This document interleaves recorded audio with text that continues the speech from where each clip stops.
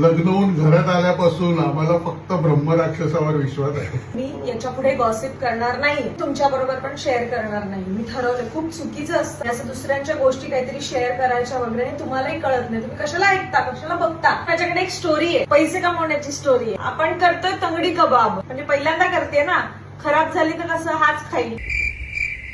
तर मी क्रिएट केलेली रेसिपी आहे. सांगितले तुला साफ कर घे. एक माणूस आहे, तो एका गावामध्ये राहत असतो. त्याची एक छोटीशी टपरी आहे, पण तो पानटपरीवाला तो ग्रीडी आहे, अगदी माझ्यासारखा आहे. त्याला पैसे कमवायचे झटपट.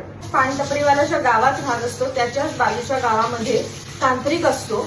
त्याच्याकडे एक प्रकारचं भूत आहे. भूतांचे जे काही प्रकार आहेत, म्हणजे हडळ, खवीस, चेटकीण, अशा प्रकारांमध्ये हे भूत सगळ्यात खालच्या स्तरावर येतं आणि ते इझिली ऍक्सेसेबल आहे. तो जो माणूस असतो तो त्या तांत्रिकाला भेटतो, त्याच्याकडून ते सगळे रिच्युअल्स करून घेतो आणि तो तांत्रिक हे भूत त्याला एका ऑब्जेक्ट मध्ये टाकून देतो, म्हणजे नारळ. आणि हे नारळ घेऊन जायचं, मग तो त्याच्या घरात एका ठिकाणी ठेवून देतो. अशा ठिकाणी ठेवतो की जिथे ते इझिली सापडणार नाही, इझिली ऍक्सेसेबल. इझिली ऍक्सेसेबल नाहीये.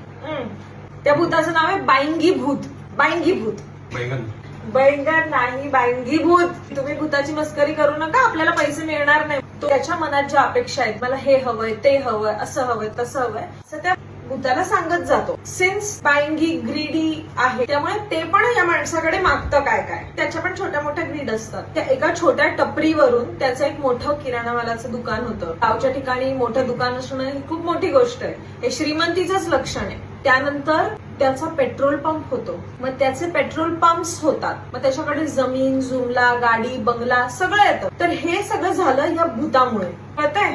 अरे पण त्याच्यापेक्षा सोपं लग्न करायचं ना. ही लग्न होऊन घरात आल्यापासून आम्हाला फक्त ब्रह्मराक्षसावर विश्वास आहे. भांगीभूत वगैरे लो लेवल आहे, म्हणजे ब्रह्मराक्षस इज व्हेरी. मग त्या माणसाला हे सगळं मिळत जातं. तर मी काय म्हणते, वाय नॉट? म्हणजे जर त्या माणसाला मिळालं तर आपल्याला पण मिळू शकतं ना. ते खूप इझी आहे. हे बघा, याच्यामध्ये एकच अडचण, ह्या माणसाच्या ग्रीड वाढतात तसे त्या भूताच्याही वाढत जातात. म्हणजे तो आधी फळं फुलच मागतो, तुम्हाला एखादी कोंबडीच दे, मग एखादा बकराच दे, मग एखादा तुझा प्रिय माणूसच दे जो घरातला असेल. पण ठीक आहे ना, का फरक पडतो?